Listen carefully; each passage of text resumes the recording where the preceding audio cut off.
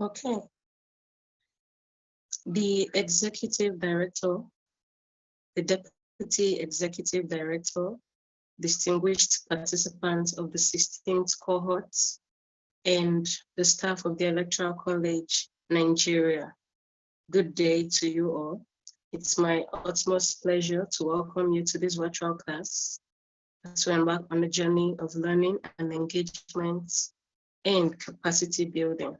The Electoral College, Nigeria has consistently championed the cause of fostering informed and active citizen participation in the electoral process. And your presence here today affirms your commitment to this cause. So congratulations to you all. As members of this distinguished cohort, you represent a new wave of leaders and advocates who will be equipped with the knowledge and skills necessary to shape the democratic landscape of our nation. Over the course of this program, you will gain insights from experts. Every one of your facilitators are experts in their own rights in various fields, and you will engage in thought-provoking discussions and also participate in simulations of real-life political events. If you have questions about that, maybe you missed yesterday's class, just wait patiently. You will be assigned to parties and your team leads will answer all your questions as to how you will embark on the courses in this cohort. So remember to change your Zoom name to the name you want to see on your certificates, and also write your name in the chat box as soon as you get into class every day. We had our first class yesterday, facilitated by the DED, the Deputy Executive Director of the college, Lisa Wumi. So if you missed that class, you can find it in our in our YouTube channel. Just search for Electoral College Nigeria. It's very easy to find, and you will do well to subscribe so that you can find every of our content there. All the classes are being streamed directly to our channel. And now, ladies and gentlemen, it is my distinct pleasure to introduce myself. I am Jessica Ochoge Daniels, and I'll be your moderator for this weekend. Assisting me later in the course of the class is Adeswa Ekenguda. You will meet her later on. And by the custom of the college, we are going to give a few minutes for others to join before I introduce our facilitator for today. So by 5 minutes after 5 exactly, we are going to commence. That's in 2 minutes time. Once again, you're all welcome.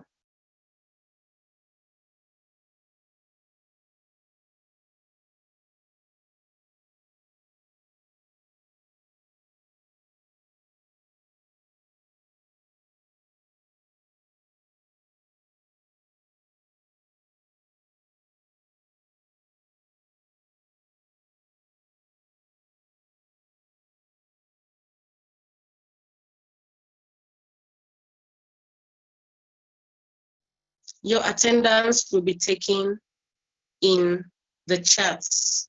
So that is why I said immediately you join the class, write your name, your full name, please, in the chats, see on the certificates. So this is the answer to the question I just saw in the chat box.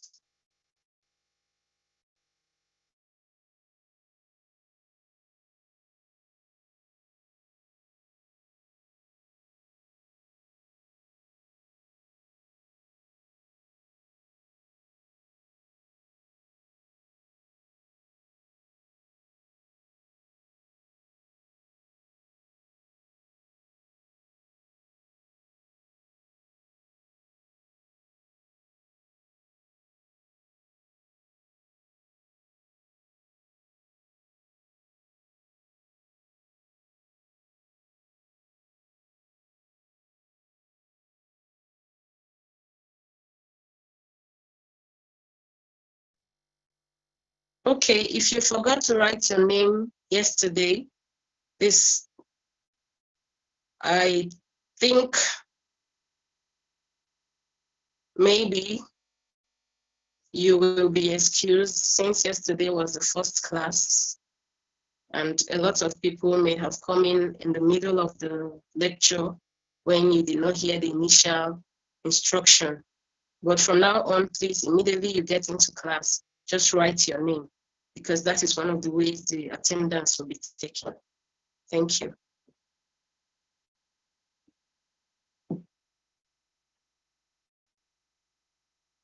Okay, it's 5:05 and we are going to commence. Ladies and gentlemen, it's my pleasure to welcome our esteemed facilitator to this session, and he is none other than the Executive Director of the Electoral College, Mr. Kunle Lawal. And now please pay attention while I read a brief profile on Mr. Kunle Lawal. Kunle Lawal is a distinguished Nigerian political leader celebrated for his dedication to democratic governance, electoral integrity, and enhanced political literacy. With his extensive experience and commitment, Kunle has significantly shaped Nigeria's political landscape, inspiring a more informed and active citizenry. Professional roles and contribution. As the Executive Director of the Electoral College Nigeria, Kunle leads this non-partisan organization in its mission to strengthen democratic processes through education and advocacy. Under his leadership, the Electoral College has become an essential platform for promoting political literacy and civic engagement, especially among young Nigerians. Through structured modules and debates, it provides citizens with critical tools to understand governance and hold leaders accountable. In his role as National Publicity Secretary of the COA Party from 2014 to 2017, Kunle championed intra-party democracy, transparency, and participation. He introduced membership systems that fostered inclusivity within the party, demonstrating his dedication to strengthening Nigeria's political parties as democratic institutions. Kunle also ran for the Senate with the Alliance for New Nigeria, ANN, from 2017 to 2019, embodying his commitment to public service and his vision for a progressive Nigeria. Through his candidacy, he actively promoted policies focused on the welfare and development of all Nigerians and drafted 49 legislative bills to address critical national issues. His senatorial campaign highlighted his commitment to policy-driven leadership, even as he sought to broaden the national conversation on effective governance. Kunle is also the author of The Candidates, a book in which he shares his insights on leadership and politics. Through his writing, he offers guidance for aspiring leaders and politically engaged citizens, reinforcing the importance of knowledge in effective governance. And now, recognition and impact. Kunle Lawal's tireless efforts to advance political literacy, civic participation, and democratic values have earned him widespread recognition. His work has inspired many Nigerians to engage more deeply in the political process, understanding their rights and the responsibilities of their leaders. By fostering political literacy, Kunle has contributed significantly to a more transparent, accountable, and inclusive political systems in Nigeria. And through his various roles, Kunle demonstrates a profound commitment to building a democratic culture that serves the needs of all Nigerians, empowering citizens to shape the country's future. Thank you, Edie, for being here with us today. We are eager to hear from your wealth of knowledge and experience. And on behalf of all of us in this class, both staff and students, we want to welcome you warmly, and we appreciate you so much for your time and dedication. And without further ado, I would like to officially hand over the floor to you. You're welcome, sir. Thank you very much, Jessica. Now, it's a pleasure to address the 16th cohort. Welcome to your first class. The earlier class, introduction, was more of an induction into the college. So today we'll be diving into the first and most common um, um, level of government, which we, of course, talk about a lot, ascribe quite a lot of power to, and hold responsible for quite a lot of things. I hope you all can hear me clearly. If you can, maybe just signify in the chat box if you can hear me very clearly. Once that is done, we can now signify we can proceed with the class. So today's topic is the executive. Once again, my name is Kunle Lawal, and it's a pleasure to address the 16th cohort. So as I was saying, I hope you all can hear me very, very clearly. Yes, we can. Okay, yes, you can. Okay, thank you very much, Jessica. So I'd like to proceed the executive. Now, most people in a democracy or in any elected governance look up to this. Now, I'll tell you a brief history of democracy generally. So democracy was started sometime well, let's not bother about the time, but it was started way back in Greece. Now, ancient Greece believed that people needed to be represented. And that representation is, of course, founded the basic foundation of democracy, which is representation. Now, representation is the basic flat line for a democracy. And of course, which gave birth to what we know today as the legislative arm of government. Now, in trying to preach the message to people, Greece, and eventually Rome, who adapted it, decided to conquer, different other civilizations. And in trying to preach the message, they found out people could not understand representation without even the king, the royal family participating. It was even hard for Greece and Rome to understand it without the king. So the office of the executive was created. Representation by the legislative, oversight by the legislative, and then a position which was formed to execute the decisions taken at the representative level of a democratic government. And that is the birth or the history of the position of the executive. And coming down the line, coming down through time, we found ourselves with the executive. Now, the executive takes its name from execute, which of course is the primary function of the executive, which is to enforce laws, to maintain law and order in the state and execute governance on behalf of other arms of governance. Now, note, an executive can exist outside a democracy. That's why the end of this statement makes so much sense. And execute governance on behalf of other arms of governance. So in a dictatorship, you have the executive, only functional. In a military government, you have the executive, only functional. The legislative is buried in military or sometimes in a dictatorship host. Now, autocracy, the same. In other ruling systems of government, these things happen across time, but the executive remains. That's why in a democracy, which is government for the people, by the people, and of the people, the statement, execute governance on behalf of other arms of governance, is critical.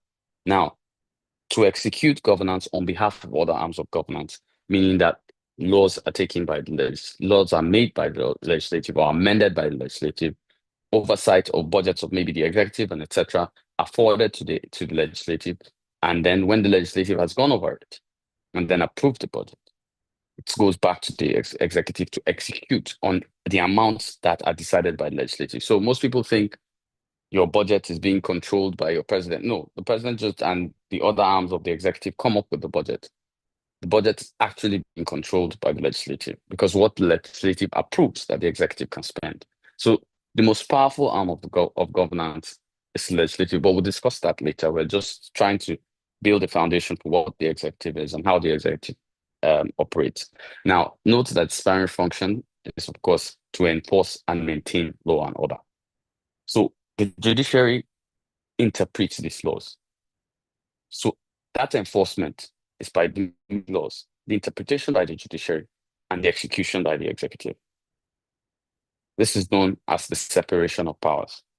Now, the separation of powers is critical to any democracy. If there's any imbalance in the separation of powers, you're going to have what you call a rubber stamp Senate, as we know in Nigeria, or a rubber stamp National Assembly, as we know in Nigeria, or you're going to have a situation where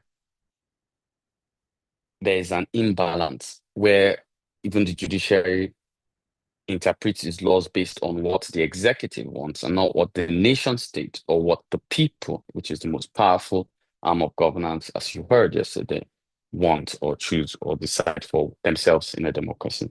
And therein lies the problem and the quagmires of most democracies. But that's talk for another day. I was just bringing basic direction for the executive. So what's key for the executive is enforcement of laws. I've just spoken about that. So it enforces laws. How does it enforce laws? Of course, the appointment of, let's say, the Chief Justice of Nigeria is by the executive. Now, in Nigeria, we have a quagmire with arrangements, but I'll tell you how it's supposed to be and how it is in Nigeria. So now the Ministry of Justice, which of course exists under is supposed to exist under the judiciary, but appointed by the executive. The police, the DSS, and etc. are supposed to be under but in Nigeria, I've mixed it up. Some have their own ministries, some are under the Ministry of Interior, and etc., which gives the executive a little bit more power in the separation of powers, which is why we have the quagmires when the president wants something or whatever needs to be done, and all these things that happen across the line. But we need to particularly understand that the enforcement of laws is vested in the executive through things like, let's say, dependent on what law it is, it will be to what ministry. Like now, the Ministry of the Interior, which controls what happens in Nigeria. Like you can, as a Nigerian citizen, I think you fill a Form GO6.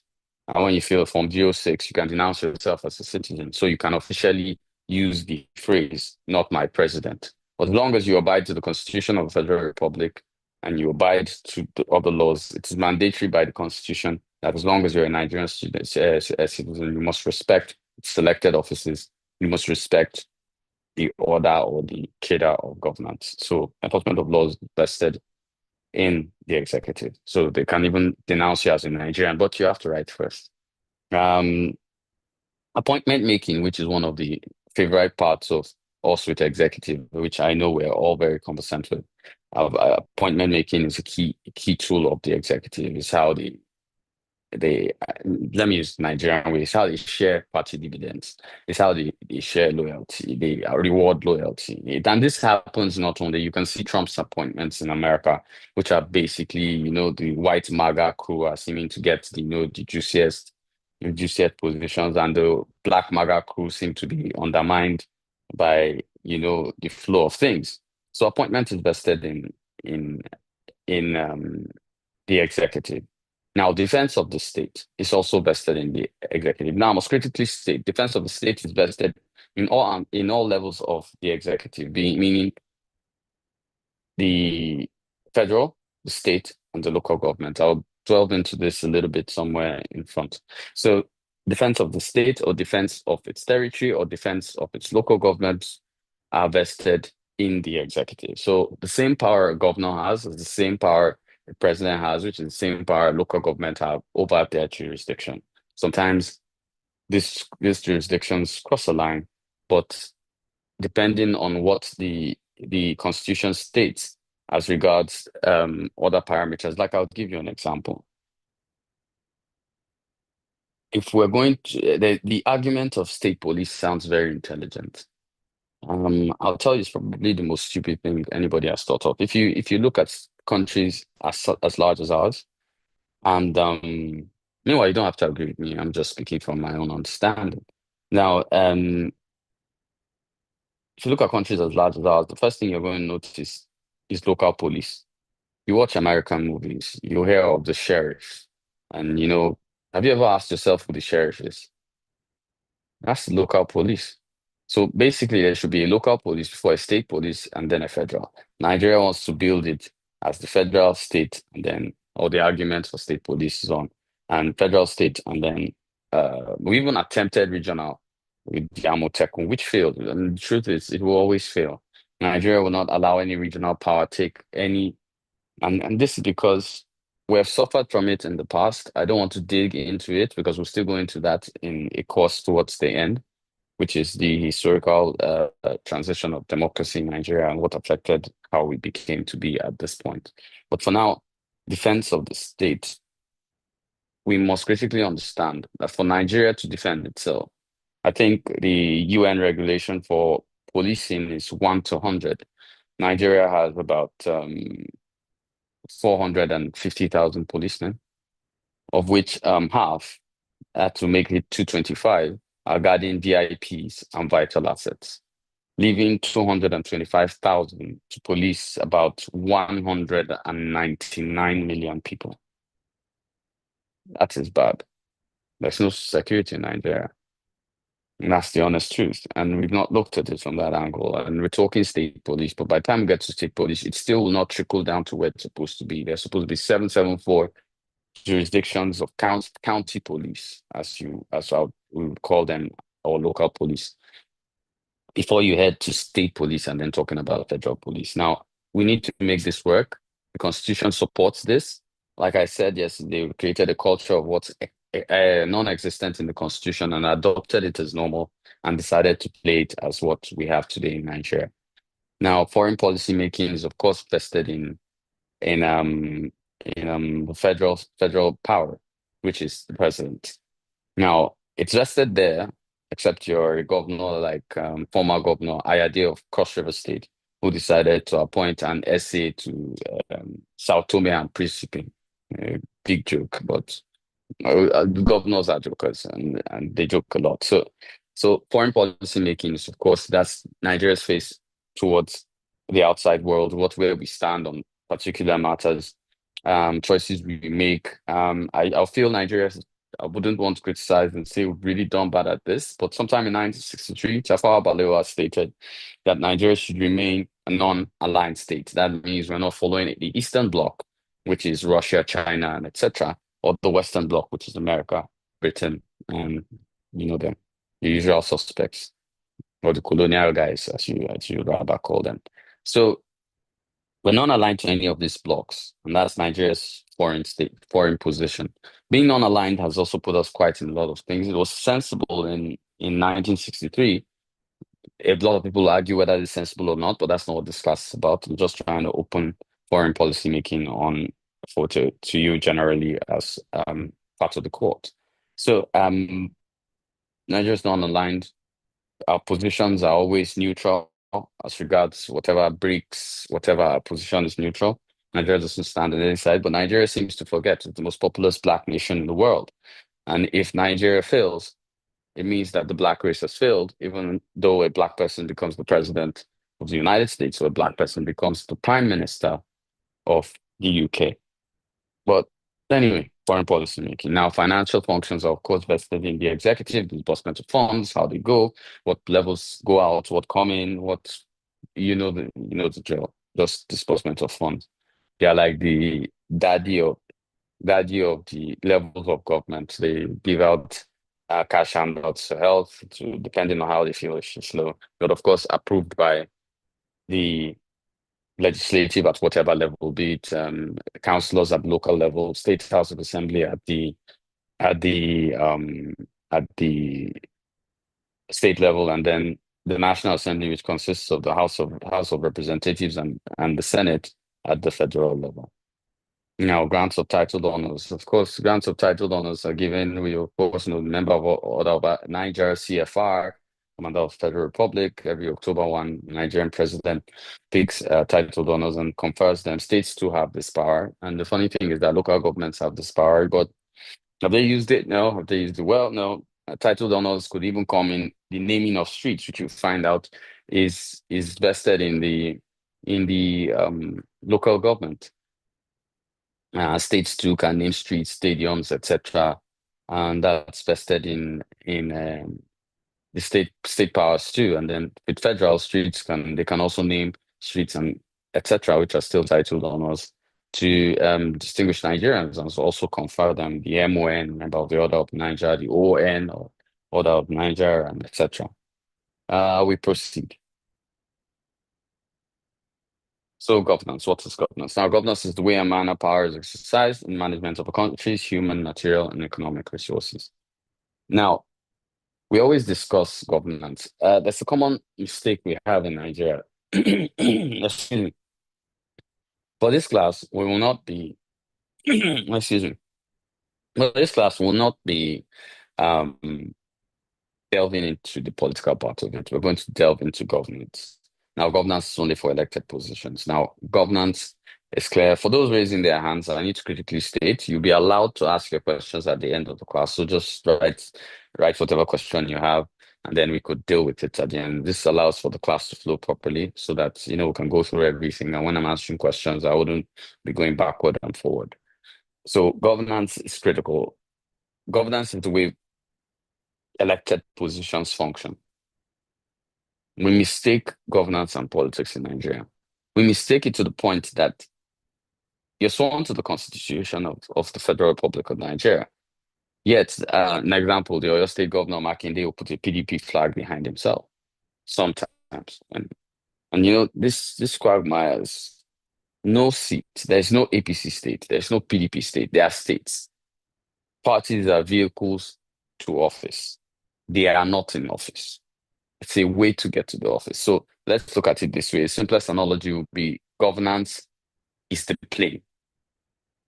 Whether I go through APC, which is, let's just say, for instance, Bolt or Uber, and then PDP, which I'll say is I don't know, my Range Rover. I'm just giving examples. Doesn't mean I like PDP. I just couldn't think of anything else. My Range Rover. And then Labour Party, which I'll say is my G class. And then NMPP, which is my Hilux. We all go to the airport. But when we get to the airport, we all sit on the plane. Yeah, maybe first class or business, depending on the kind of flight, business class or economy. But we're all on the same plane. And that's what we need to understand about governance. In Nigeria, we mix it up. The PDP states, APC states. It's irrelevant to the constitution. It's just like I said, we always practice a culture of things that are non-existent to the constitution and call it whatever we want to call it.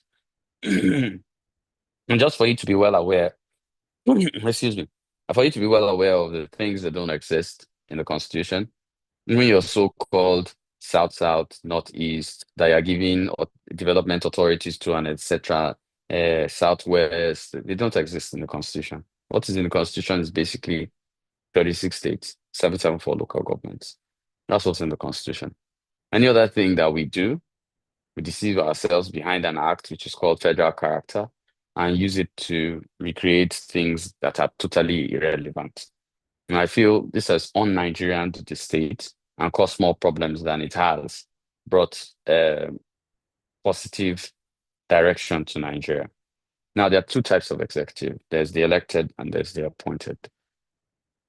The elected are levels which you have the local government chairman and his vice, or the local government chairperson, sorry, and his vice. You have the governor and the deputy governor. You have the president and the vice president at federal level. So let's excuse me, I don't know why my voice is sounding funny. So let's play a little game. I'm going to, and Jessica, are you there? Yes, I'm here. Okay, let's play a little game. And I want you to know who raises their hands now. So Okay. let's try and calculate the number of executive we have in Nigeria. So I'll define the elected one, and I'll define the appointed one. Now, appointed executives are appointed by those who are elected. At the local government level, you have secretaries of education, secretaries of health, secretary of sanitation, depending on how ludicrous they want to be, no offense. And then at the state level, you have SAs, you have PAs, you have commissioners are supposed to even confess, commissioners, you have whatever. DGs of separate parastatals and etc.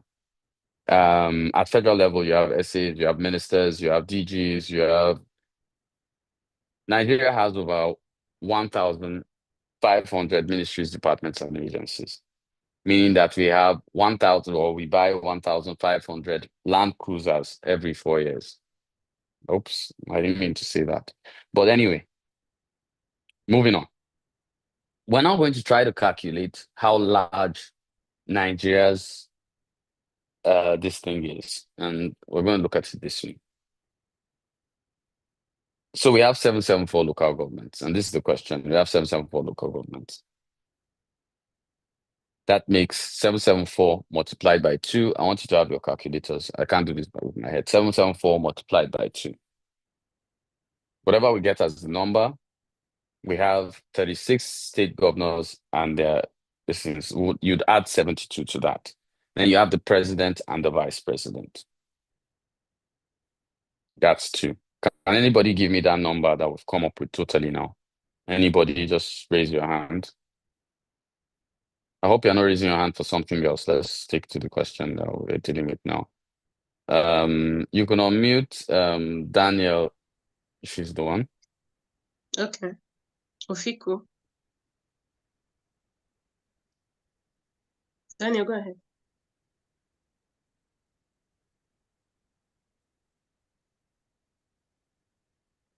It seems Daniel is not somewhere he can talk or something. I can't hear him.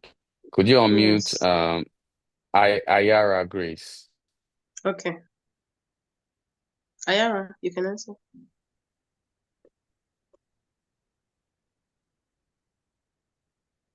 Ayara, Is she Hello, unmuted? can you you hear can me? unmute and answer. Yeah, we can hear Okay, you. okay. The answer is 1,622 because you said 774 times 2 plus 72 plus 2. So 1,622. 1,622. Now, Ayara Grace, can you stay with us? So Yes, I can. 1,622. Now, at the federal Yes, sir. level, you have 1,500 parastatals. Can you add 1,500 to that number? 500. Okay, that would be 3,122. Okay. Now, can you add the at least 20 commissioners? Let's say PAs. Let's give every state. Oh, okay, you know what? You might have to unmute and come back with the number for us. So give every state at least 500 appointed people.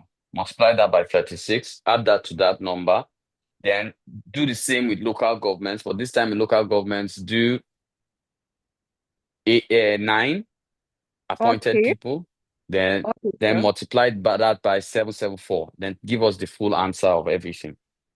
Okay, sir. Should we hold for you? Should we hold for you while we're doing that? Okay, I'm almost done. Okay. Yes, sir. Then we have.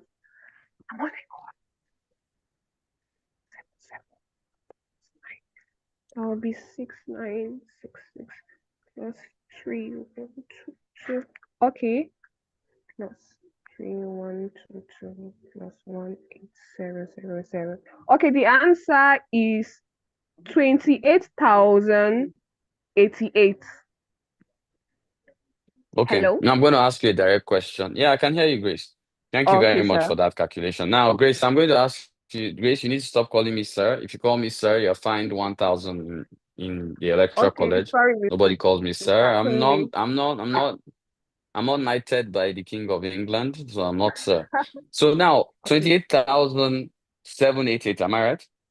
No, 28,088. Oh, 28088. 28,088. Yes, sir. Now I'm going to ask you a direct question. In a country of 200 million, do you think that's too many executive? Yes or no? There's no correct answer. I would say yes, it is. Okay, no. I would Too say much. no, actually. No, it's not too much.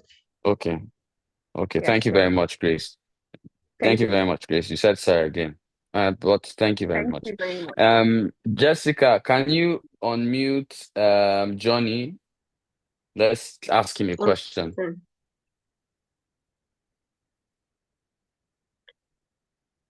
Okay. Johnny. Derek. Yes. Derek, you can go Good ahead. day. Good day, Derek. You can unmute yourself. Okay. Yeah, I'm Yeah. on. Good evening. Okay. Okay, good evening, Derek. Now I'd like to ask you a question. Do you think the 28,088 is too many people for the Nigerian government to govern 200 million people? For my opinion, it's not. It's not so much. Thank you very much, sir. Thank you Except very with much. an exception. With an exception. Go ahead. Okay. So the exception is we can still look at those areas like the different levels of government where we have too much choked numbers and then spread it across the other areas. You know, the instances you gave was we had local government. This is just a figure we came up with, which we do not know exactly if it's so. So 500 for the state might just be too much, and 7 for the local government. The local No, government might not just be enough. Derek, Derek, Yes, Derek, Derek, there are state governors that have 4,000 PAs alone. I I was very understand that. minimal. I was very minimal, and that Yes, is not one. which is why I said it's okay. This number is okay. Okay, thank you very much, Derek. Can we just unmute? Let's just see. Alaros Lekon. Okay. Just hear from Lekon alone, then we'll move on with the class. So, Lekon, what do you think? Okay.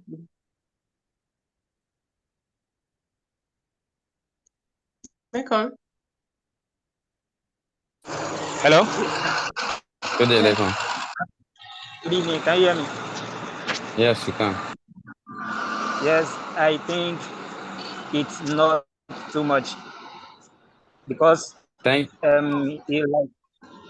like you said, the number of people in governance does not determine whether we have good governance or bad governance. So Thank you very much, Lekon. to me, it's not too much. Thank you very much, Lekon. So we can proceed with the class now. So that's to show you a random, a random. That's to show you a random number for the executive. So now we'll go to how do we achieve a functional executive? Separation of powers, which I had earlier spoken about. We must be able to separate the powers working within within the executive, legislative, and the judiciary in a functional democracy. Separation of powers is key. Decentralization is also very key. But we need to understand what exactly we are decentralizing. I'll give you an example. We've decentralized elections of local governments and sub sub translated them to state governments conducting local government elections. Now, with the autonomy being granted and state governors kidnapping local governments, there's a big move to revert local governments back to the federal elections, not only because they are being kidnapped by governors, but because participation in Nigeria in local government elections is less than 7% in any state. And therein lies a very, very big problem. So centralization in some areas is key and critical, but sometimes in some areas it just might not work. Now, the functional executive must also be held to accountability by the legislative. If a legislative fails, as if we've seen with state house of assemblies, we've seen with councillors and local government chairmen, you cannot have a functional executive. The rule of law is also key to guarding decentralization, separation of powers, and every other part of the system together. The rule of law is the glue that holds the separation of powers and decentralization and accountability to a functional executive. Next will be planning. A functional executive must be able to plan. Where exactly would Nigeria be in 6, 7 years? Where exactly would Nigeria be in 10 years? Where exactly will Etiosa be in 9, 10 years? Where exactly will Calabar Municipal be in 4, 5 years? Where would where would Idemili be in 6, 7 years? It's up to a particular set of people. Where would Maiduguri be, or Bu in Maiduguri be, in Borno be 6, 7 years? And these are conversations you must have with these are conversations a functional executive must have to be able to direct where exactly it's going to be able to give the people a future of growth and a direction. I don't think we have too many executives. We even have a little. The problem in Nigeria is that because of the poor performance matrix of people in the executive, we tend to think they're too much and they're failing. If everybody did their part, you realize they're exactly enough for us to do. I do not believe in overbloated governments. For a country of 200 million, we need to continue to remember that. But the only reason we question it because of the underperformance and the high bloated expenses involved in governance in Nigeria and its machinery. Now I'll move to the next slide. So, enhancing a functional executive. First is participation. We cannot more than explain the necessity for participation. Nigeria, we talk about voting so much. Is voting really your problem? You're not there in the primaries. We know what goes on in the American primaries more than we know what goes on in the Nigerian primaries. Therein lies your problem. And later they will present to you Kwankwaso, Peter Obi, Tinubu, and Atiku, Alhaji Atiku Abubakar. And the next thing is to start saying, okay, I'm from Kaduna, and I'm part Fulani, so I move towards Alhaji Atiku Abubakar. Next one will say, my name is Kule Lawal. I have to show Awalokon. My name is Chidi. They won't show us Abi. They won't give us Nigeria. Judge Kwese, they could find out in there. But I think Judge Kwese means go and ask them. But am I right to ask the Igbo guys? I'm not sure. My tonation might be wrong in use of it. And then Kwankwaso and Kanu will, of course, one Kabir somewhere in Jigawa will say, I Sekai. And in the end, we're not part of these things. We do not affect these things. So participation is key to enhancing these things. And we must be able to participate to ensure what exactly is going on. And participation means from primaries so that we flow with these things up. I don't even think we're even there for primaries of local government. We're not even there for presidential primaries. Let's leave the primaries of local government alone. We're not even there. And therein lies the problem. Now, accountability and in budgeting and planning is very, very key for an executive. Now, there's no local government in Nigeria that earns less than 300 million naira cross board. That's per month. Please note this is per month. People like Ali Mosho, which is the highest earning local government in Nigeria, goes up to 1.9 billion, close to 1.8 something, about 1.8 rough, I can't remember the figures, 1.8 something billion per month in federal allocation alone. This is minus its IGR. Somewhere like Etiosa picks up about 700 in FAC allocation. But Etiosa's IGR is about 2 billion naira per month, putting Etiosa on about 2.6 billion per month. And nobody has these conversations. Abuja Municipal AMAC takes in about 978 million per month. Remember that the presidency and the Honorable Minister Yesom Wike flyover is doing quite a lot of work in Abuja. Nobody even goes to the AMAC chairman and asks him what he's doing. And these are critical questions which we must ask ourselves in a democracy. Now, I've always hinged that financially unattractive offices was key to having a functional executive. Now, here's the trick. Anywhere you go in Nigeria, the salaries of a senator are low. They're even quite low. The senator and the House of Rep on 500,000. I know 350,000. The senator is on 500. I think the House of Rep is on 350,000, I think, a month. But when they tell you they're giving their salaries in the name of COVID, we share. It's not their salaries. The allowances alone for the Senate rise up to 42 million. The allowances alone that's per month.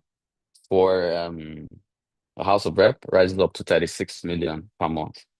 The allowances alone for local government chairman, you don't even want to know. Rises close to 6-7 million a month. And that's the situation we find ourselves. So the real problem has never been salaries, which Nigerians tend to argue a lot publicly, but we have to learn and do a lot of things.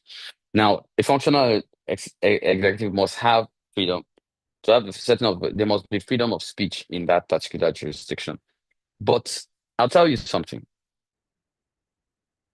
Freedom of speech is only guaranteed in any country in the world as long as it does not infringe on the constitutional rights of another citizen. We think freedom of speech means that you can abuse Buhari has been a bad boy. Abike Dabiri doesn't have sense. Okay, sorry. I didn't want to use a true statement. Abike Dabiri doesn't understand journalism and doesn't understand diplomacy. She's still stuck in journalism. Beautiful. And etc., etc. But as you use these words, let me critically understand, you cannot infringe on another person's constitutional rights. Yesterday, I was seeing conversations between students in this class, and somebody was, because somebody disagreed with him, next thing he called the person someone who's not something. That's our first approach in Nigeria. And for one of those that fought for, freedom of social media in 2017, I believe, or 16, I find it very, very embarrassing right now that the freedoms that a few of us argued and stood and fought for you have become nightmares. See what you guys do on Twitter. By you guys, I mean Nigerians. See what we do on Twitter. See what we do, without even listening. We curse children of people in office who have totally no power over what their parents do. We do a lot of things. So I need to teach you this in this class. And we'll get to the national ethics class, which I'm also taking. So freedom of speech is only guaranteed when it does not infringe on the constitutional rights of any one individual you're talking about. Now, understanding by the electorate of elected office jurisdiction and powers is probably the most critical factor which is being ignored in Nigeria and has caused 50% of the problems we have in governance in Nigeria. We don't know how to demand accountability because we don't even understand the jurisdiction of office. Like now, when you see your legislator, your common conversation is, you didn't do any constituency projects. Excuse me, they are unconstitutional from the first place. So why are you even asking of them? And therein lies the problem. But we're just hoping that by the end of this class, a lot of us will see things differently, and a lot of us would of course, be making better changes in how we deal with things. So the executive is the steering rudder of governance and its operation and signals development or degradation. And with that, I would like to say today's class is done with my slides. I'll be opening the class. The classes will be opened up for conversation by Jessica. And I look forward to your conversations. Thank you very much. Thank you so much, Idi. And we can start sending in raising up our hands. If you have any questions, I'll be taking the questions that are also in the chat box.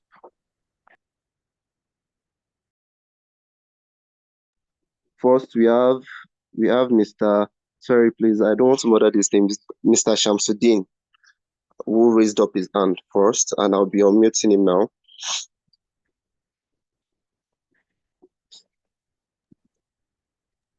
Good afternoon.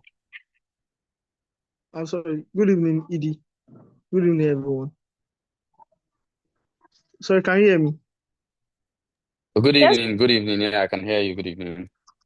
Yeah, my question goes thus. At the beginning of the class, you made mention that the executive serves as like you made an illustration like the daddy of the whole thing, like gives everybody's money. Like what happens when the executives deem it fit to sway away from the budget that was approved by the legislative arm, like disburse money in a way that does not correlate with the budgets approved by the legislative arm, since the money is with them. What happens? Let me first say something. I'm all good with hearsay, but I don't know where that has happened. Anytime that happens, trust me, they go back to the legislature for a supplementary budget or a redirection of things, or the minister goes back to ask for extra money, like the fracas that happened when the Minister of Works went back to ask for money, and one House of Rep guy nearly lost it. Was saying we gave you 300 billion and you haven't accounted for it and you're asking for money. So I don't do hearsay. I don't do emotional responses to politics. This class is clearly for what exists. I don't know how to, if we're creating a fictional world, I would say any executive that does that will be facing impeachment by the legislative arm. But I don't think that happens. Even in Nigeria, that's known as a corrupt country, the legislative and the executive are in bed. It's staying clear to those streets. Because grounds for impeachment. Okay, thank you very much, Idi. I think you've answered the question. Like the punishment goes with impeachment also. Thank you, Idi. And sorry, before we'll be unmuting the next person will be asking the question. We have a question in the chat box from Mr. Timothy and Co, which goes, what do you think is doable to reduce cost of governance and also to make public offices less financially attractive in Nigeria? You have to elect the right people. You have to elect the people that want to work. You have to elect the legislative that is ready to do what is necessary to move Nigeria forward. Or we can just wait for the economy to become 50,000 naira to to $1, then we'll be forced to do it. Whichever one comes first. Thank you so much, Ed. And we'll be having our next person will be asking the next question, which is Mr. Dixon Obina Wisdom. You kindly unmute, sir. You can unmute Hello, good now. evening, everybody. Yeah, good evening. Can you hear me? Yes, we can hear you. Good Hello, evening. good evening. Good evening. Okay. Thank you for your teachings. But I have three questions to ask. Number one question is, if the constituency projects are not constitutional, how do we then hold our senators and rep members accountable? And then you said that Let me answer that. geopolitical zones. Let me answer that your first question. This class is on executive. Yes. When you use the legislative class, ask that question. All right. All right. Okay. You said that geopolitical zones are not also recognized in the constitution. But we have regional development commission, like South Development Commission, Northeast Development Commission, and all the rest. How do they derive the powers to operate if they are not constitutional? And then, lastly, when it comes to foreign policy, say that Nigeria is non-aligned. Can we truly say that Nigeria is non-aligned? Because I can see that Nigeria tilts towards capitalism, that's Western. But Nigeria tilts from towards your own what? assessment, can we truly say that I Nigeria is non-aligned? That's I capitalism, that's I'm not Western. no. Capitalism. There's capitalism on the Eastern blocks too. So you can't say capitalism is system of operation of how you handle the way your governments respond to its economy. You can't say we're aligned because of that. I told you I don't answer speculation. I don't answer speculations. Secondly, The commissions are set up by an act. An act, no law supersedes the Constitution. As long as the Constitution does not mention North, South, and whatever, those acts were created just to foster, how do I put it? I don't know what they call it. With corruption. Let me put it best in that way. And that does not make it right. Okay, sir. Thank you very much. Thank you. All right, thank you so much, Mr. Dixon. And we also have another question in the chat box from Mr. Allison Remission. And the question is, I understand that constituency There's a question in the chat. I understand that constituency. projects are Salako? no, okay. Salako? Salako? Jessica, what's going on? Okay, Salako, hold on, please. Edie, there's a question in the chat box. It says, I understand that constituency projects are unconstitutional. Now, how then can we make the legislative accountable for the constituency allowance they receive?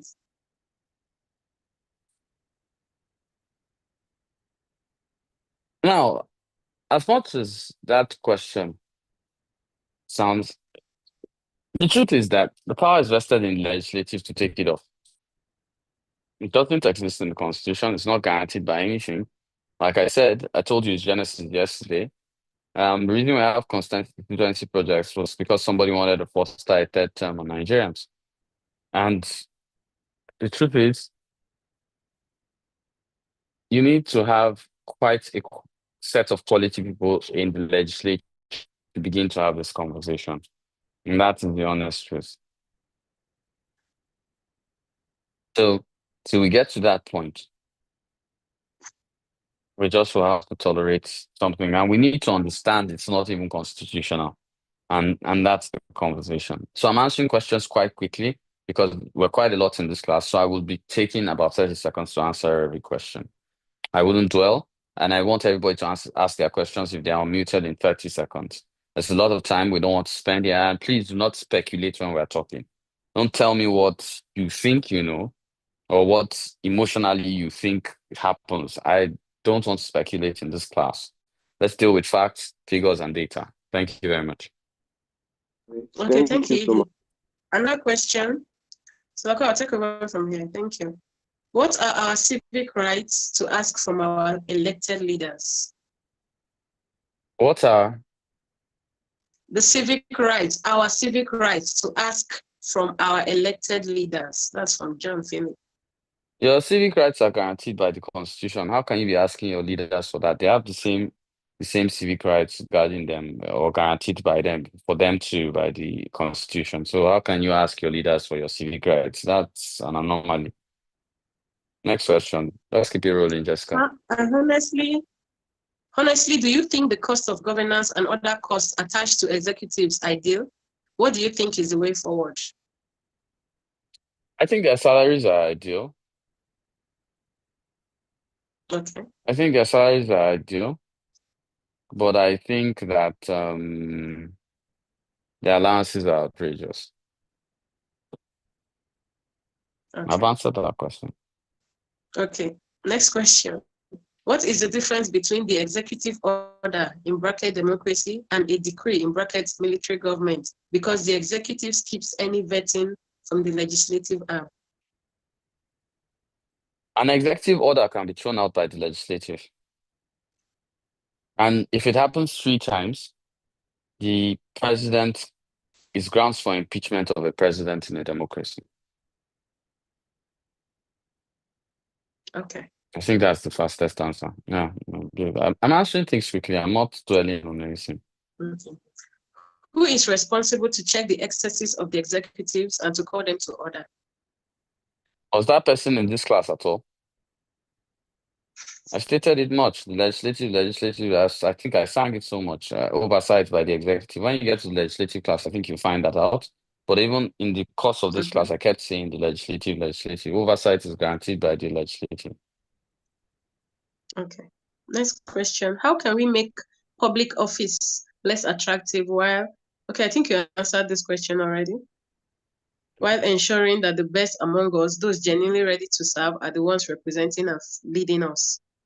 So, okay. I'm going to halt the questions in the chat and allow others to unmute. Emmanuel, you can unmute and ask your question. Give them 30 All right. seconds. 30 seconds, Emmanuel. Go on. All right. Thank you, Edie. Nice presentation. So during your presentation on enhancing executive, you made mention of different things that can be done. And I'm wondering who is responsible or how can we actively participate in monitoring the budgeting, ensuring accountability in how they spend the budgeting? Is it the executive, sorry, is it the legislative, or, do we citizens have any way to ensure that we hold them accountability and participate in how they budget and plan? You know, citizens love themselves too much. And here's the conversation. You don't care about the kind of quality of people you elect into the House of Rep and the Senate, or into the State House of Assembly, or into councillorship. And yet you want good governance. You want a president that you've elected to perform. How does that happen? So representation, you can't have 200 million people in the National Assembly. So the you that's going to have a conversation has to be most likely your representative, your House of Rep, State House of Assembly, whatever, or depending on level of governance. It's that person. So if you don't care about the kind of person you appoint at that level, and you're just concerned with PDP, APC, Tinubu, Kwankwaso, and whatever, and you're doing that, then you have a problem. So there's no country in the world where the citizens, okay, once in a while with a little riot, a little up and down, you can change one or two policies. But if you really want to create institutional change, you need the right people in the legislature. That's the honest truth. Okay. Asmao Sagir, you can ask a question. Good evening, sir. Thank you for the insight. My question, I don't know whether you see it personal. Someone asks you and mentions sir, and you said they shouldn't address you as sir. I don't know what you can say about that, or it's not right. It's a personal thing, and it's my choice. Even in the college, nobody refers to me as I just refer to me as Kunle or Edie, and that's how I'm called in the college. It's the personal thing. I don't like the sir thing. I just don't like it. It's personal. Okay. Is that all, Asmao? Okay. Abdul Hamid, go ahead.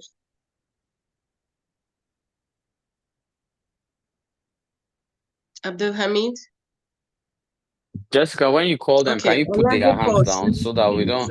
Can you put their hands down so that we don't have so many hands up? Yes. Okay. Go ahead, Abraham. Yes, sir.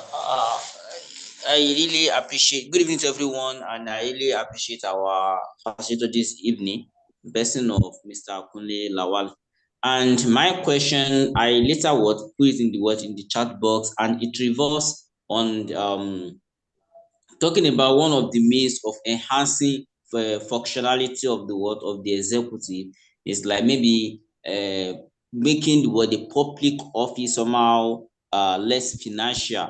So I asked the question that what are the ways, like maybe making it less attractive, that people will not maybe do or die to become president or governors, and what are the measures to put in place in orientating particularly the electorate, in to be identifying the best among us to be the one to be elected during the election, in order to be having a good representation and good governance. That's all, sir.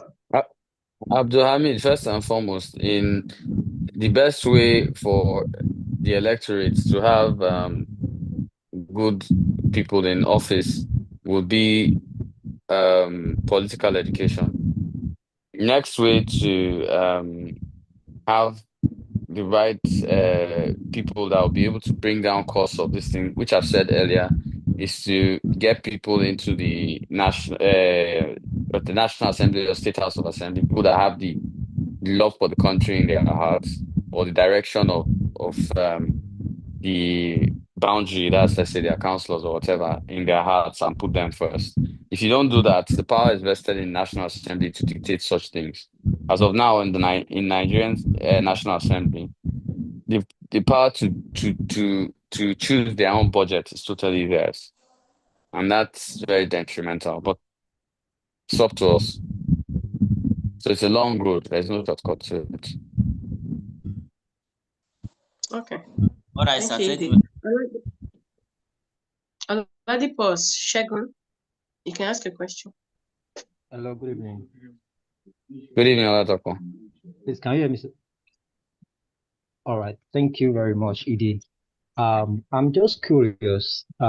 Let's say we have an executive president that wants to turn things around. As you have highlighted, that the allowances of the legislative, executive, and all these arms of government are much, even while their basic salary is okay. So if we have an executive that wants to change all this, and the legislative is not in support, how can we, or how can that legislative, Nothing. Let me the break it for you. executive?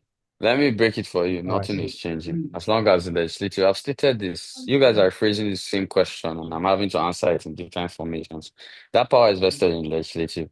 If it doesn't happen, it doesn't happen. Till you get a quorum in the legislature, it's not gonna happen. Thank you, Idi. Nuhu, you can ask a question. Yes, so good evening and thanks for Good evening. good. Yes, yeah. So mine is I am a bit confused because you mentioned that the position of the executive is either elected or appointed, and I am a bit confused about some of our legislators also have they appoint some aides and No, personal no, no, assistants. no. For the purpose of this class, can we stick to the executive? We will go over the legislative when we're at the legislative. For now, can we speak to the executive, please? The questions are really going out of. Let's keep to the matter on ground. Is your question about the executive? Yes, I want to know where we would situate those appointments by the legislators. That's not an executive question. That's a legislative question. Okay. So let me rest my case. Maybe that time. Okay then. Wellen, go ahead.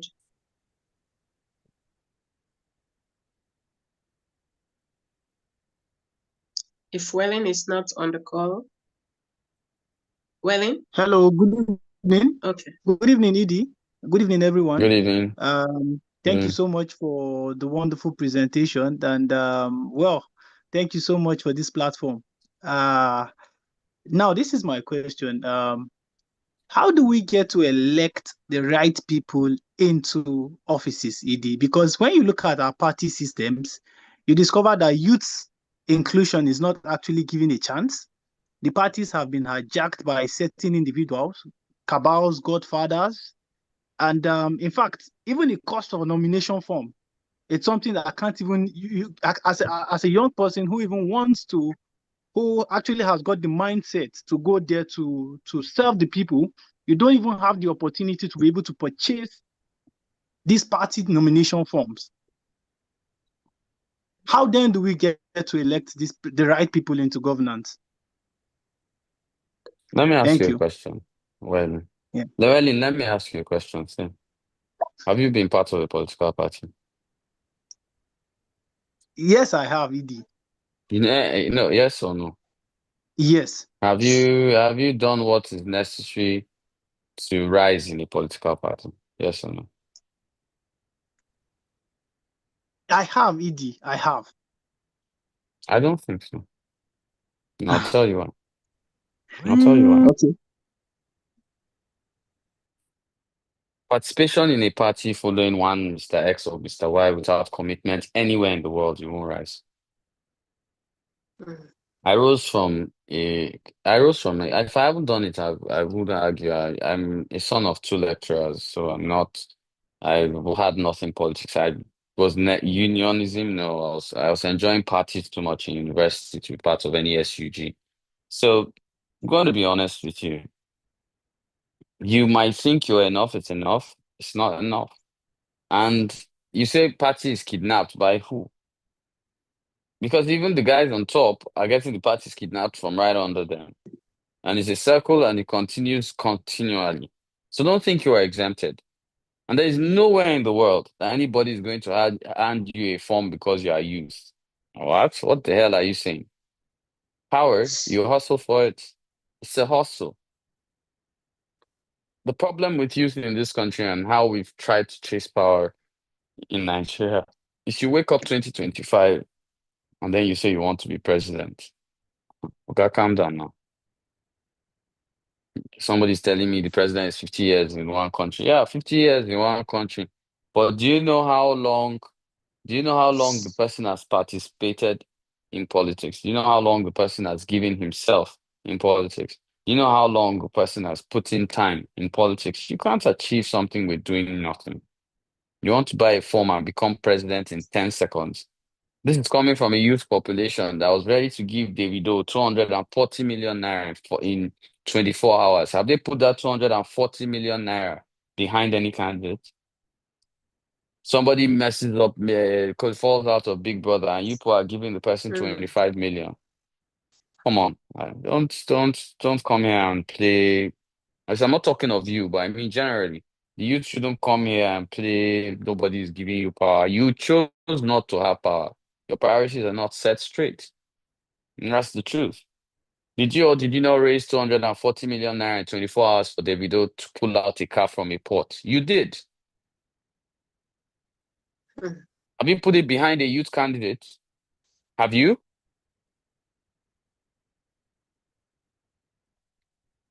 So you can't mortgage your responsibilities or participation or mortgage who you are or and then wake up and say somebody is excluding you. Who is excluding you? You excluded your goddamn self. So I'm not going to play any pity stories. I've seen youth work and across systems. We have a lot of people. You'll be taught by a lot of people. I'll tell you, the average facilitator in politics here is more than 10 years old in politics. I'm 45. I think I've put in quite some time. So don't tell me it can't be done.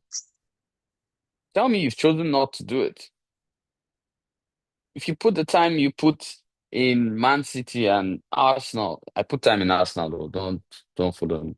But if you put the time into constructive use, you think I became a national publicity secretary, being Nigeria's youngest national leader then, that of course, wasn't a youth leader. I was even younger than youth leaders. Do you think I got it on a platter of gold? I set up Coa Party in 6 states. 6 states, entire structures in 6 states. Do you know what that cost me? Not cost me, you're thinking of money. No. You know what that cost me in time to my business, hurt me to myself. But I believed in an idea and I went for it. And when the convention came, what do you think it was? It was easy. I already had 6 states that were altered to me. It was easy to win National Publicity Secretary. It was very easy. It was a walk in the park. So don't come here and patronize the fact that you mortgage your responsibility and then you sit down at home expecting them to give you shawarma for being young. Do you think it is easy for someone my age to come out and say at 45 now to say I'm running for House of Rep? Do you know how much I'm going to spend? Do you know what I'm going to put in? Do you think I'm going to start running just because I think I can? You think you can? Governance is not a joke. You think? Please, let's have very serious conversations. If the youth wants to get it right, I tell you, I'm fully behind youth inclusion. I've argued it. But one thing I will never be behind is youth emotionality. I won't play that card. That's why we're where we are. Thank you. Jessica, next question, please. Thank you, Edie. Philip Lawal, you can go ahead. Okay, thank you, Mr. Kunle Lawal. We happen to share the same Lawal. Yeah, I was thinking your first question was going to be, are we related? I was already laughing. All right, really, I do appreciate this innovative engagement. And the question I want to ask is a question and then a request, actually. So my question is, the executives, they also legislate laws, which to some extent are express. And it causes a lot of, I don't know what I call it, double functioning or something. I'm not a student of political science. I'm a science student. But let me give an example. The past Minister of Education just came out all of a sudden and said, you can't enter university until you are 18 years. And it seems that if everything is going to be that without going through the proper procedure of legislature, approving and all of that, and that's a law on its own. And what can we do in that respect if actually those things happen? Years back, Obasanjo had to suspend one governor from Ekiti and then install another without going through the proper procedure. The executive does that, and they seem to actually go away with it. So in that situation, what should be done? Or should we just fold our arms and be looking? First and foremost, the Minister of Education does not have the power to make such statements. And you see, that's what we're here to. He does not have the power. And if I remember, the legislative has come out, and I think they are moving towards, you can Google it, they're moving towards setting the age at 16 for entry into university. Putting an age barrier at 16.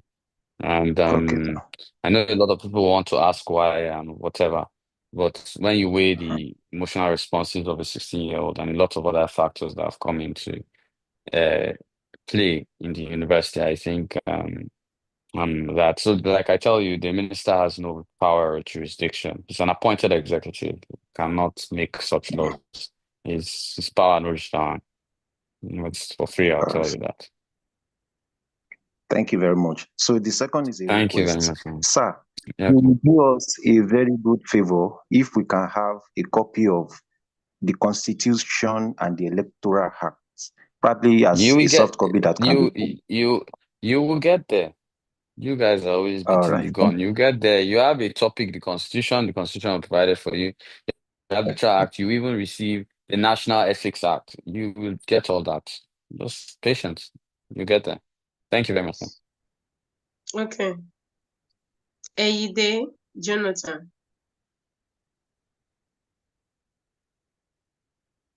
You can unmute and ask a question.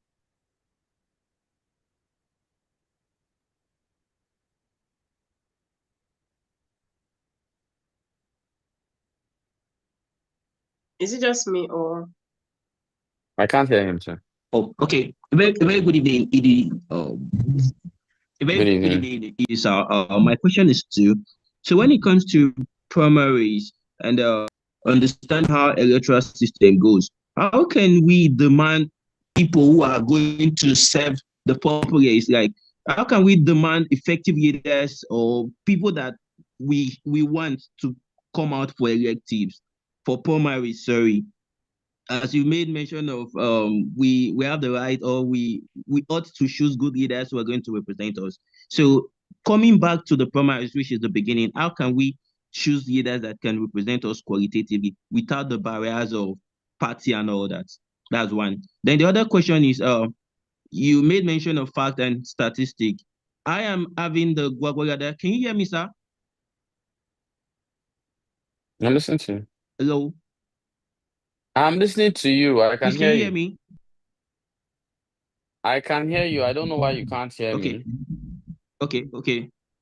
I'm having an approved copy of the Gwagwagada area council.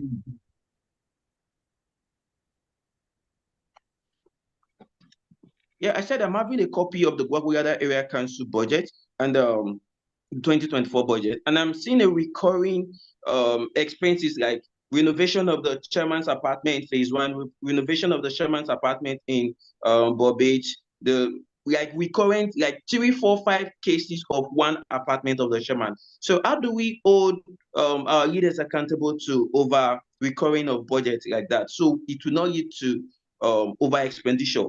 Yes. I will help your local government lecture, which is you have your local government lecture tomorrow. So I'm sure you guys should look more at your schedule, which is provided on the WhatsApp group. But I will help you. The local governments do not have immunity. So there's no need to ask how you will. If you have an issue, you can gather with a few people and take them to court. And if they are found liable, they'll go to jail. To your first question on how we can get good people to come out of the primaries, I love the way Nigerians just exclude themselves and mortgage their responsibilities and say, how can we get Oga? Democracy is who comes out that is being selected from. It's not who we think or who we want. If you want somebody, prep the person way before time, participate, plan. It doesn't have to be you, it could be somebody else. Push the person forward, get it done. It's a hustle. You don't start making it look like it's a dream and somebody's chaining your leg. Nobody's chaining your leg. You're the one that is choosing to be chained. And if you do not know, politicians are afraid of mass actions, but they've capitalized in telling you can't do it. They vote for a small party. It's not only your LG chairman that has no immunity, wisdom. It's everybody at local government level that doesn't have immunity. Immunity is only provided for the executive governor, deputy governor, the president, and the vice president. All others are jokers. Could we have the next question, please?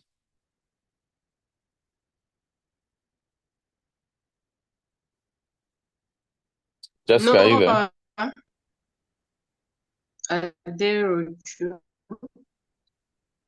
Yes, I am. Noah All right. Aderoju. Yeah, the name is Noah Aderoju. Can you hear me, please?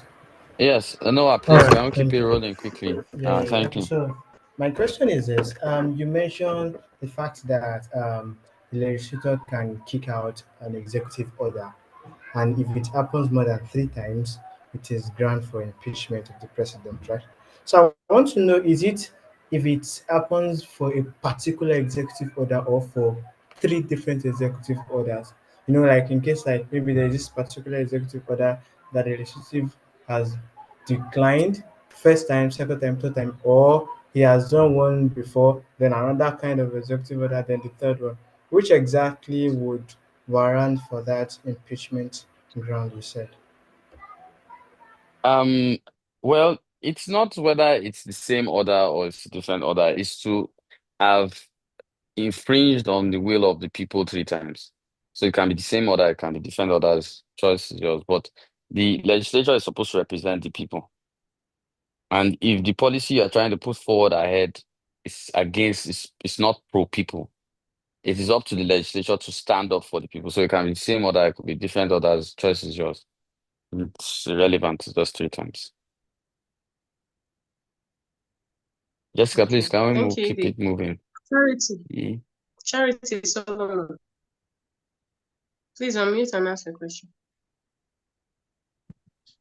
All right. Good evening, everyone. Good evening, Edie. Thank you so much for your session. You made it so simple, and we really appreciate. Thank you for being so unemotional and direct. So my question is this: you made mention earlier that your freedom of speech, your right to the freedom of speech, is only valid when you don't infringe on the constitutional right of another person. And in that line, you were speaking about the executive being in government and you as a citizen speaking about against or something they are doing. So my question is this: what's the, do I say, strategy, or what's the most valid way of holding an executive accountable to maybe their way of governance or anything financial or something like that? How do you hold them accountable? What are the direct ways what can a citizen do to hold an executive accountable? elect the right legislature for that executive, and they will hold them accountable. Okay. Okay. Okay. Thank you so much, Edie. Thank you very much. Okay. Prudence, please go ahead. Thank you very much, Edie. Thank you for having me here. It's true, I want to pose a question comparatively. Maybe I don't know if I'm the only student from Cameroon. I have two questions. I want to know if at the level of Nigerian's executive, you guys have a quota system for the executive, the level, okay, when we are appointed, we need to understand that women are included, young people are included, and men are included in the appointment. Do we have that quota kind of system? I know it may work maybe at the legislative or maybe Senate and all of that. And I also wanted to find out, how do they separate executive power from political power? For example, in Cameroon here, we have people who are elected at the executive, but during party campaign, they use administrative, budget to run for their campaigns. How do we check that? How do we separate that? Someone who is a militant in a political party and someone who has state responsibilities. Because at times you even find some ministry closed down because they have to use the arm of government, that is the executive, to impose their presence comparatively to the opposition party. I don't know if such this thing is really separated in Nigeria. How do they check it there? Thank you. Prudence, Prudence, thank you very much, and it's great to have you in the class. And of course, it's great to have you comparatively puts me under pressure to explain Nigeria and Cameroon. I would attempt it. It would be great to have. So in Nigeria, we have, of course, basic affirmative actions which have been taken into law. But here's the conversation: there's what has been taken into law. There's what has been given. So it's okay to say you're giving women 35% of the positions available. What positions are you really giving women? Minister of Women Affairs, Ministry of Youth. Do you understand? Things that do not really make the economy turn. And that is because it's 35%. And they just try to make it 35% that in the end ends up being, can we say relevant offices?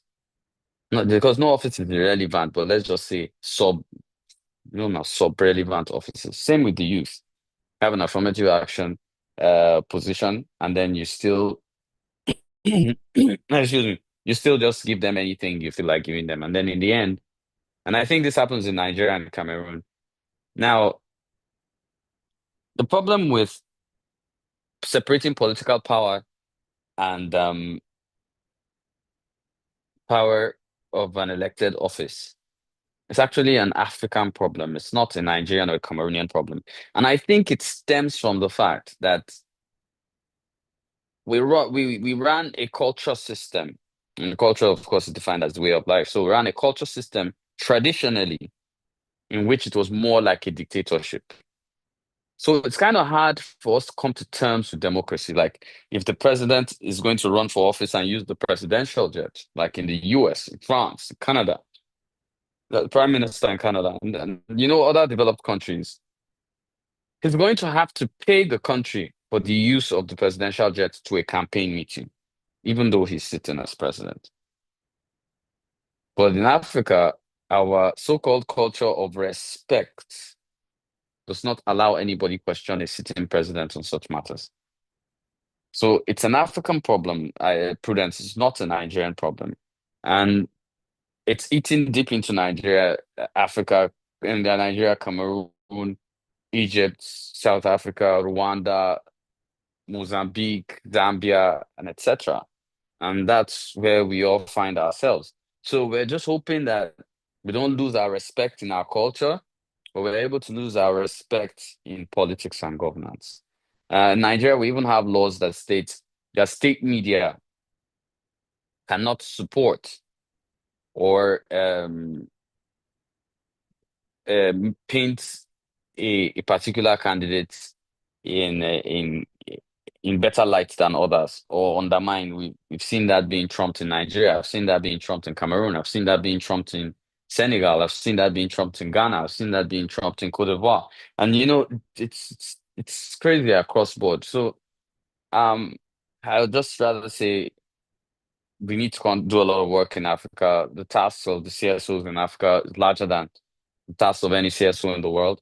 And God be with us. Simple. Jessica, thank you. Okay. Thank you, Edie. I'll take a question from the chat. Is there a specific team set to monitor how every fund given to the executive down to the local level for how projects fund is spent? I'm surprised. Don't know Are if we in you the same? understand. I'm surprised. Are we in the same country? What's the Ministry of Finance for? I beg. Let's not. What? Okay. Okay, next question. How does the executive arm checkmate the activities and powers of the legislative arm? How does the Executive arm. check what? How does the executive arm checkmate the activities and powers of the legislative arm? It's not that I didn't hear it the first time. I want to know how that question was born. Because there's nowhere in the world that the executive checks the legislative. I don't understand it. I can't explain it. I can't even fathom it because it's a total abuse of power. In short, the only time that happens is when you have a military government. There is no legislature at all. Or even if there is, they don't have a say on anything. So it's unheard of. Okay. It's not possible. Another one. Has budget padding ever helped the country economy since democracy? How did you get That's the into question. finance and economy now, talking about the executive? Um, budget padding doesn't help anybody. Are you talking about, okay, let me rephrase the question. How has corruption helped the economy? It doesn't help the economy in any way. So can we skip that and not talk about this? Okay, another question. Sir, is there any way that the number of appointed and elected executive officers be increased? And do you think Nigeria has the financial capability to expand the numbers of executive officers?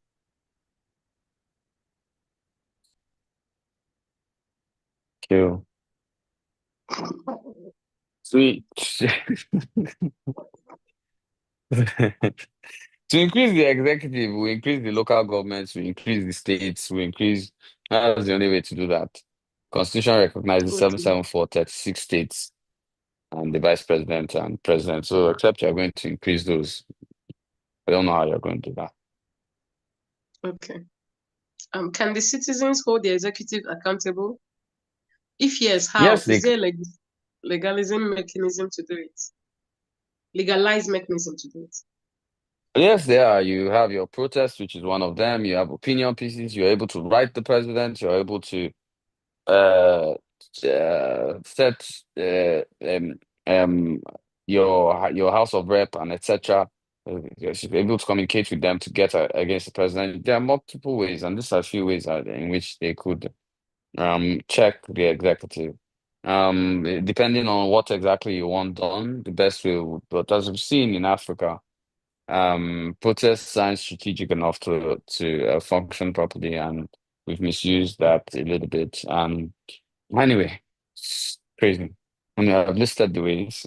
Jessica, let's just keep it rolling. I don't want to keep anybody in class. This is Okay. F5. What I is the want role? us to end this class by 1845. Okay. What is the role of the local government chairman in budgeting, and how can they be held responsible? Wait for your class tomorrow. That's not. Okay. What other methods of showing the satisfaction of governance in the country, since protest and dialogue is not working?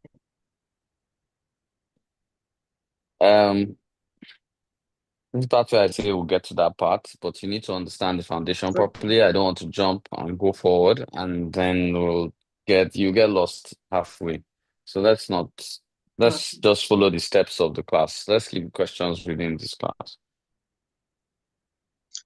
Somebody said, can you list the executive orders of the president on legislatives?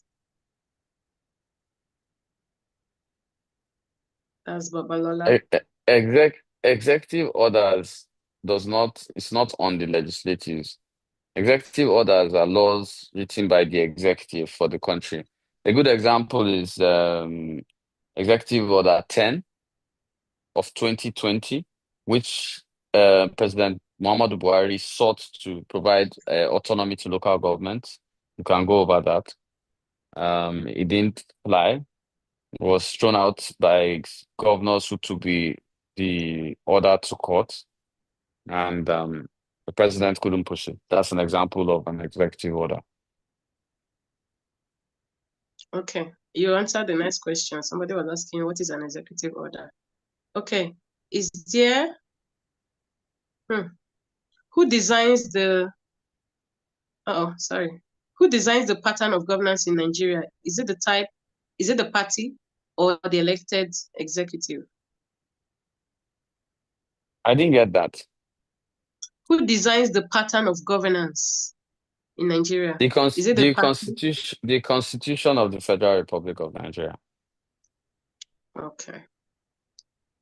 Okay. Somebody says about the principles of checks and balances.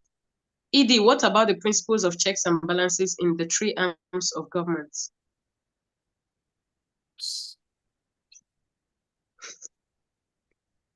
I mentioned the separation of powers. If each arm of government functions within an arm of government, then those are the checks and balances. That's the best way to put it. If not, I'll probably have to create another class to explain this. Okay. How does governance differ from mere administration? One is trying to sell Indomie, the other is trying to make people's life better. Okay. Please, is there a way we, the people, can make sure that our representative is really representing our voices? There are many instances when an elected rep is only reachable when campaigning. Now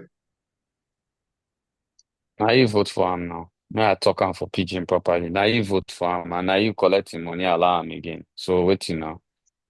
The guy say he give you 2 bags of rice. Your dividends don't enter now. Why you can't disturb us? Okay. ED, please, what is veto power and its essence in Nigerian setting? To veto something is to throw it out. So I'll give you an example, since it doesn't happen much in Nigeria. There's a time President Donald Trump wanted to build a wall. No, that's not a good example. Let me give you a better example. There was a time President Donald Trump said he was activating his Third Amendment rights, which meant he's a citizen of America and he doesn't need to attend the State of the Union. And Nancy Pelosi knew that the president could use his Third Amendment rights. Now, here's the brilliant part with it. So she guaranteed that, but she used the veto power of the Congress to take away the powers of the privileges of the president. That's the White House staff, Air Force One, cars, everything, to pull away from the president, to require him that since he has chosen to be a private citizen in the US, he will be treated like a private citizen in the US. Donald Trump was at the State of the Union next day. That's a move on a veto by a president not to attend this thing, the veto being given back by the legislature. So veto on both sides. Jessica. Okay. Anikede, we are going back to those with hands raised. Anikede, Okay, please unmute and ask a now I'm going to answer. Your questions should not exceed 30 seconds. Even your explanation, just hello everyone, and then just go to your question straight, and I'll answer it in the same way. I want everybody to go home by 6:45. So go ahead, son. Anikede, go on. Okay. Good evening, Edie. Bring me once again. Straight to my question. You keep saying the legislative has the power, the power, the power. Who checkmates the legislative? Who checks their power? Let's correct something. I don't keep saying, the Constitution keeps saying. So don't use the word I. I'm not just quoting the Constitution. I'm not saying. It's the Constitution that is saying it. Monique, you were Okay. saying. I'm just correcting you on that. No, he should. Is that all he's saying? It's not me that says the Constitution that does. I was just wondering if the legislative has so much power, there should be something to like check Have you them. read your Constitution? Have you read your Constitution? The Nigerian Constitution, no. Then we can't have this conversation. Yeah. I think I have to get back to my Constitution then. Thank you. Yeah. Okay. Jite, Itite. You can ask a question. Okay. Okay. Good evening, or good evening to lecture. Good evening. Mine is just a comment. I really actually enjoyed what you've taught, and I think this is the first. Initially, I never wanted to attend this program because I was like, this normal CSO teaching about politics. They are not actually involved in politics. Don't know what is really there. They are just trying to paint an ideal situation. But listening to you, you've actually you came to reality, not what the normal CSO does, civil society organization or NGO, when they tell you things that they've not actually practicalized. You've actually told me now from your lecture and from everything, the program you've actually crafted, you told me that you've actually been in the situation. And I'm really impressed that maybe from yesterday, I should just attempt to listen a bit and see if I will actually get things I wanted. But from today now, I insisted that I would stay. Yesterday I stayed, and I think I will continue to stay because I've actually been in both ends. I've been in the political end, I've been in the civil society end and the NGO end. And when I tell them in meetings, conference, that this is not how it is wrong, they tell me maybe I'm a politician, that's why I'm saying what I'm saying. So thanks, and I really appreciate it. Thank you. Thank you very much. And to buttress your fact, I think I shaded CSOs while I was on channels today. And I buttressed this fact. But that's conversation for another day. Thank you very much. Jessica, let's move on. We have an 8:40. Hey, we have 3 more minutes. Okay. Mohammed, you can ask a question. All right. Thank you, Jessica. So my question is this. Earlier when you were speaking, you said we know what goes on in America's primaries more than we know what's going on with Nigeria's primaries. But so I just give you a background. So my question is that is a fact that there's actually more corruption in our democracy, like than they were during the military regime. Now, the question is that, is this tied, that is corruption on the part of the executive, do you think it's tied to the selection process? That is this primaries that a lot of us don't participate, and the politicians usually got in by buying people or by buying the delegates and all of that? Or there's more to the corruption that this selection process? Because I believe that it's totally due to the selection process, or is it on our own part, the citizens, that we don't actually know much about the primaries that gives birth to the corruption? So that's just my question. Okay, Mama, let me answer this very swiftly. In Nigeria, if you're going to run for office, you will hustle your money for campaign form. You will hustle money to campaign. You will hustle your candidacy, and then you win. You're not liable to anybody's ideology or etc. That's the first thing. Secondly, you are saying executives steal money. Okay, executives go every 4 years. They're still stealing money. Who actually is stealing money? Have you seen an executive that can steal money without a government worker, civil servant? Not possible. Even a minister's approval limit is limited. PAMSEC must be there, whatever. But how we don't want to point to the real Joes, which is us, and a few of us working in local governments and co no, we know who passes the Bible. The executive chairman can say he wants to do it, but till some other guys put pen to paper, it won't happen. I'll tell you.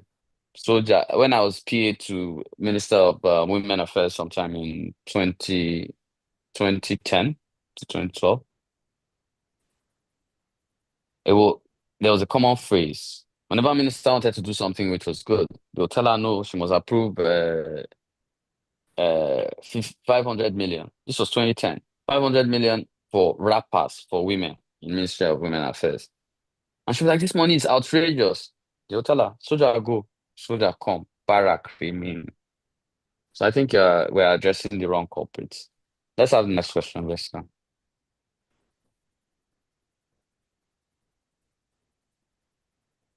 Jessica, the next question. Okay, Next well, maybe person. one more. Raphael is here. Mm. Yes. Raphael, you can unmute. All right. Good day, everyone. Am I audible? Good. Mm. Okay. My question is, how does our country's executive arm of government compare to others in terms of power, structure, and accountability? So therefore, what lessons can be drawn based on Wait, I didn't get you. You are talking too fast. Slow down. Start Okay, again. sorry, I didn't want to waste time. Okay, how does our country's executive compare to other countries in terms of power, structure, and accountability? So therefore, what lessons can be drawn based on the international best practices in executive government? What lessons can we learn to adopt in our system? Wait, are you using me to write your project? What's going on? So I What's just going on? wanted to, it's like based on comparative analysis. I just want to compare. It's too based much on- now. Comparative analysis. Send me back to school now. Bros, you have to. Sorry, sir. What is it? That would be quite a lot of things to answer. I can answer. It's not that I can't answer it, but I think it's too expansive for me to answer right now. So I'll tell you. Look over it. Get in touch with one of the admins. I would look over it tomorrow morning and maybe give you a more comprehensive answer. It's wide, so I can't just answer it now. It's wide. Comparing, because I'll first compare with countries in Africa, compare with Europe, compare with America, countries in America. I beg, we need to roll it. 1847. Okay. We are closing this class exactly at 1850. I'll give somebody 30 seconds. Okay. I'll give Dupe 30 seconds. I'll Okay. give Kabir 30 seconds and Jesovi 30 seconds. And I'll answer them in 30 All seconds. right. So that's 3 minutes. Okay. Afola, Dupe, Afisa, Go ahead. go.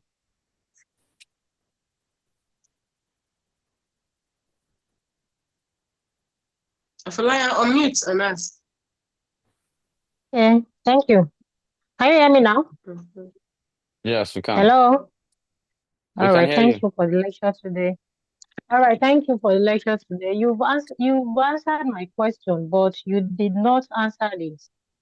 The moderator read the question to you based on the protest that and what other method can we be used. You said you are going to answer that question at the next class. So in the next class, I'll repeat my question. No. You have a class that covers this particular thing. That's why I don't want to drum into it. We're talking about the executive today. We're not talking about protests Yeah, or it is part civil. of We're not doing. it is part of it is part of the question that has to be answered based on what you said earlier, that on the issue of enhancing functional executive, you made mention of freedom of speech. So definitely among the freedom of speech, the issue of dialogue, protest, and other things can come in by the citizen to show their dissatisfaction, right? So when this is not working as Nigeria in the context, what other method can be used? That's what I have. That's Why the is question I let me sent in the chat. entertain it a little bit. Why is it not All working? right. Why is it not We've seen working? a You lot think of it's not things. working Okay, because you think recently you see those people arrested from Kaduna, Kano, being in prison based on the protest against bad governance in Nigeria, as an example. Other people will not be able to come out, and what they are even asking the government to redress is not done. That let shows me the ask you protest is not working. let me ask you a question, ma. First and foremost. All right, sir. I'm listening. Did first and foremost, did Bring Back Our Girls, did it succeed? Yeah. The Chibok It girls? succeeded too. Yes, did it succeed? It's not. It's not because as it is, there are Well, some girls that are still not yet recovered. I'll cover it for you in the shortest and deal with it in the class. We have 30 seconds. I want to outline this. Now, All right. protests do not succeed in Nigeria because we do not have a strategic approach to protests. We just come out, make That's the noise. We reason don't why I'm really know what we asking, is there want. any other way? If there's Yes, any other method you we know can what, face. you know Just, what I'll do? Contact one of the yeah. admin. I would Okay. send you. I wrote a paper on it. Oh wait, is Charlia here? Okay.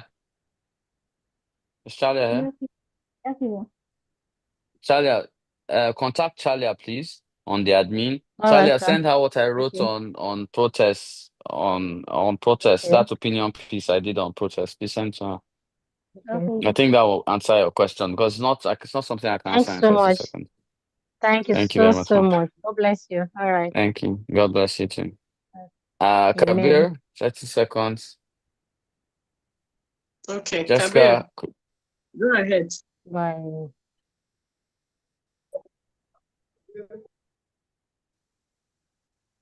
Kabir, The question can be either. Kọ́kọ́ lọ́ra wa lọ́fun. Ó ti kọ́kọ́.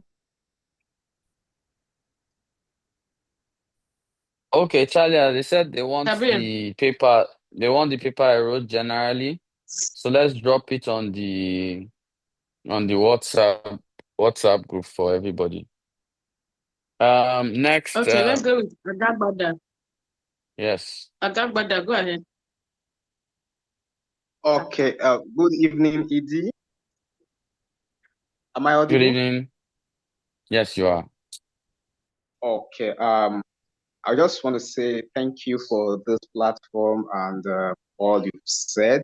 You know, having been involved directly in party politics and listening to you, I could actually relate what you've said in the whole process to real life experiences. And I can tell you everything you said is in order because at the party level, from the primaries, you would see the same citizens that will come out to cry tomorrow that the senator, the House of Rep member is looting money, are the same people who will tell you, it's a turn of this person to go because they have collected peanuts at the party primaries level.